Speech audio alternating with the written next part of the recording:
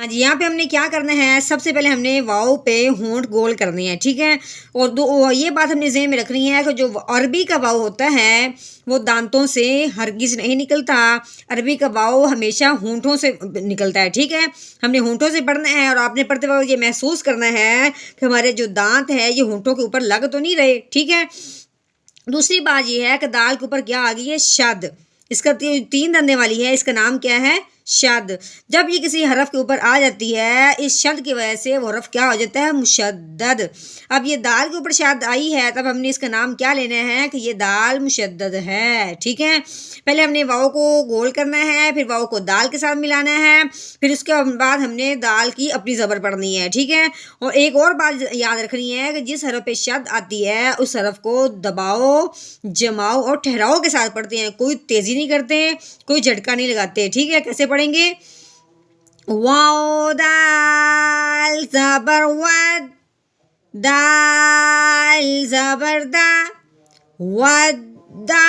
یہ دیکھیں اب ہم نے یہاں کیا کیا ہے، ود، یہ ہم نے اس کو دبایا ہے، ود دا. اس طرح کر کے آپ نے پڑھنا ہے جماؤ اور ٹھہراؤ کے ساتھ. نحمده ونصلي على رسوله الكريم اما بعد فاعوذ بالله من الشیطان الرجیم بسم اللہ الرحمن الرحیم. السلام علیکم ورحمۃ اللہ وبرکاتہ. امید ہے آپ سب خیریت سے ہوں گے، انشاءاللہ جہاں ہوں گے ایمان اور صحت کی نعمت سے مالا مال ہوں گے. ہاں جی، تو آغاز کرتے ہیں ہم اپنے آج کے سبق کا دعاؤں کے ساتھ. تو چلیے شروع کرتے ہیں. اللهم صل على سيدنا ومولانا محمد وعلى آل سيدنا ومولانا محمد وبارك وسلم. رب اشرح لي صدري ويسر لي أمري واحلل عقدة من لساني يفقهوا قولي. رب زدنا علما، رب زدنا علما، رب زدنا علما. ہاں جی، تو آج جو ہماری سورت شروع ہونے والی ہے وہ سورت کا نام ہے سورۃ الضحیٰ، ٹھیک ہے. تو چلیے شروع کرتے ہیں. آپ نے بہت دھیان اور توجہ سے سننا ہے اور آگے بھی پھیلانا ہے. اعوذ باللہ من الشیطان الرجیم بسم اللہ الرحمن الرحیم. ہاں جی، تو یہاں پہ ہم نے کیا کرنا ہے، واؤ کو ضاد کے ساتھ ملانا ہے. کیوں ملانا ہے، کیونکہ ضاد کے اوپر کیا آ گئی، شد. جس حرف کے اوپر شد آ جاتی ہے یا پھر جزم آ جاتی ہے تو وہ پچھلے والا حرف جو ہوتا ہے وہ اس کے ساتھ ضرور ملتا ہے، ٹھیک ہے. اس کا کیا مطلب ہوا کہ ہم نے، اس کا مطلب یہ ہے کہ ہم نے جو حرف بھی پڑھنا ہے اس کو پڑھنے سے پہلے آگے ضرور دیکھنا ہے کہ آگے کوئی حرف ملنے والا تو نہیں ہے، ٹھیک ہے. اب یہاں پہ ملنے والا ضاد ہے تو اب ہم نے کیا کرنا ہے، واو ضاد زبر واو، ٹھیک ہے. اب ہم نے ضاد کو جب پڑھا تو آگے دیکھا آگے کھڑی زبر ہے، اس کا مطلب ہے کہ یہ ضاد آگے نہیں ملے گا، اس کی پیش ہے، اس کو ہم نے خود ہی پڑھنا ہے، ٹھیک ہے. ضاد پیش رو، واو. ہاں کے اوپر آ گئی کھڑی زبر، ٹھیک ہے، کھڑی زبر ہے تو ہم نے کیا کرنا ہے کہ اس کو کھڑی زبر کو ایک الف کے برابر لمبا کرنا ہے. ہا کھڑی زبر ہا، والضحیٰ، ٹھیک ہے. اب ہم نے یہاں پہ وقف کرنا ہے تو اب ہم کھڑی زبر کا وقف کیسے کریں گے. اس کا یہ ہے کہ کھڑی زبر آ جائے تو ہم نے اس کو کھڑی زبر کو ویسے ہی پڑھنا ہوتا ہے جیسے وہ پہلے پڑھا گیا وقف کی صورت میں. اس میں کچھ تبدیلی نہیں کریں گے، ٹھیک ہے. آگے وقف، والضحیٰ، ٹھیک ہے، والضحیٰ. صرف ہم نے اپنا لہجہ نیچے کو لے کے آنا ہے.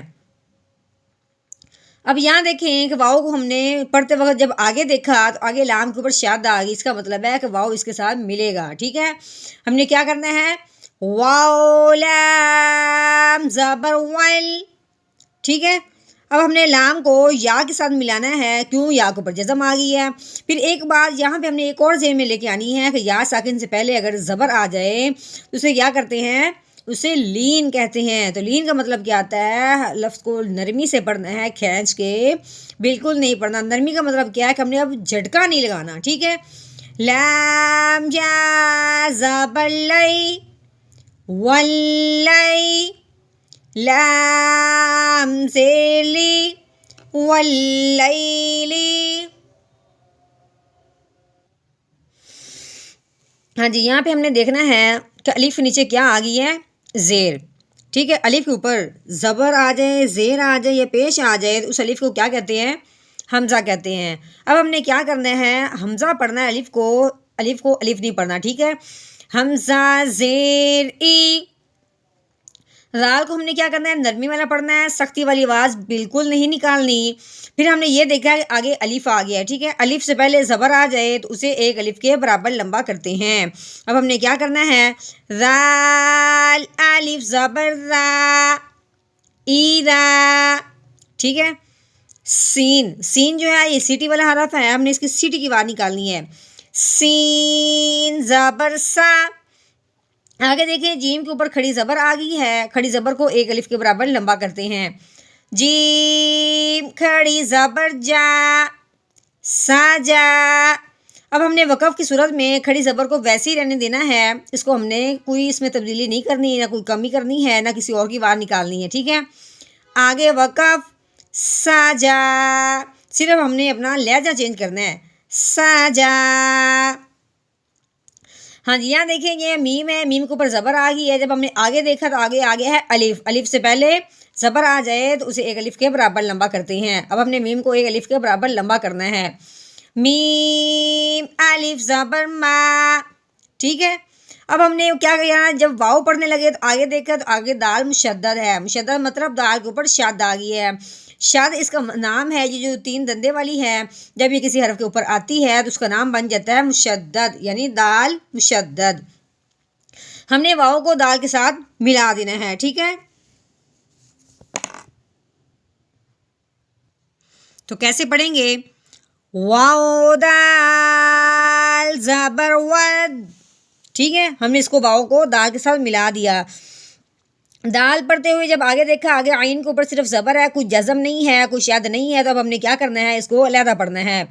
دال زبر دا، ودا، ٹھیک ہے۔ اگر عین جب پڑھنے لگی آگے دیکھا آگے کاف کے اوپر صرف زبر تھی تو ہم نے کیا کرنا ہے؟ اس کو علیحدہ علیحدہ پڑھنا ہے۔ عین زبر ع، ودع، کاف زبر کا، ودعک، ما ودعک۔ ہاں جی، اب ہم نے کیا کرنا ہے؟ رو کے اوپر آ گئی ہے زبر، ٹھیک ہے۔ اب یہ بات ہم نے سمجھنی ہے کہ رو کے اوپر زبر یا پیش ہو تو اس رو کو کیا کرتے ہیں؟ پور پڑھتے ہیں، یعنی موٹا کر کے پڑھتے ہیں۔ تو اب جب ہم نے آگے دیکھا با مشدد تھی، یعنی با کے اوپر شد آ گئی ہے، تو رو کو ہم نے با کے ساتھ ملانا ہے کیونکہ با مشدد ہے۔ پہلے ہم نے رو کو موٹا کرنا ہے، پھر اس کو اس کے ساتھ ملانا ہے۔ رو ما زبر رب، ٹھیک ہے۔ مشدد کا مطلب کیا ہے؟ شد کا، کہ حرف کو جمانا ہے اور ٹھہراؤ کے ساتھ پڑھنا ہے۔ با پیش بو، ربو، کاف زبر کا، ربو کا، واو زبر وا، میم الف زبر ما۔ یہ دیکھیں میم کے آگے الف ہے، الف سے پہلے زبر آ گئی ہے، الف سے پہلے زبر آ جائے تو اسے ایک الف کے برابر لمبا کرتے ہیں۔ ہم نے میم کو ایک الف کے برابر لمبا کرنا ہے۔ وما، قوف زبر قا، لام کے اوپر کیا آ گئی؟ کھڑی زبر، ٹھیک ہے۔ کھڑی زبر آئے تو وہ وقف کی صورت میں ویسے کہ ویسا رہتا ہے اور کھڑی زبر کو ایک الف کے برابر بھی لمبا کرتے ہیں، ٹھیک ہے۔ لام کھڑی زبر لا، قولا، آگے وقف قولا، قولا، صرف ہم نے اپنی آواز کو نیچے کی طرف لے کے آنا ہے۔ آج اب ہم شروع کرتے ہیں اپنے اعوذ باللہ بسم اللہ روانگی کے ساتھ، جس طرح ہم نے اپنا سبق پڑھنا ہے ویسے ہی اعوذ باللہ بسم اللہ پڑھیں گے، ٹھیک ہے۔ پہلے ہم نے اعوذ باللہ بسم اللہ اس لیے یعنی تھوڑی بغیر لہجے کے پڑھی تھی کیونکہ ہم نے اس کا توڑ کرنا تھا۔ اب ہم نے جب جوڑ کرنا ہے، جیسے ہم نے یعنی اس کا آیتیں وغیرہ پڑھنی ہے ویسے ہی ہم نے اعوذ باللہ بسم اللہ بھی پڑھنی ہے، ٹھیک ہے۔ اعوذ باللہ من الشیطان الرجیم، سورۃ الضحیٰ، مکیہ، बिस्मिल्लाहिर्रहमानिर्रहीम वल्लुहा वल्लैलि इज़ा सजा मा वद्दअका रब्बुका वमा क़ला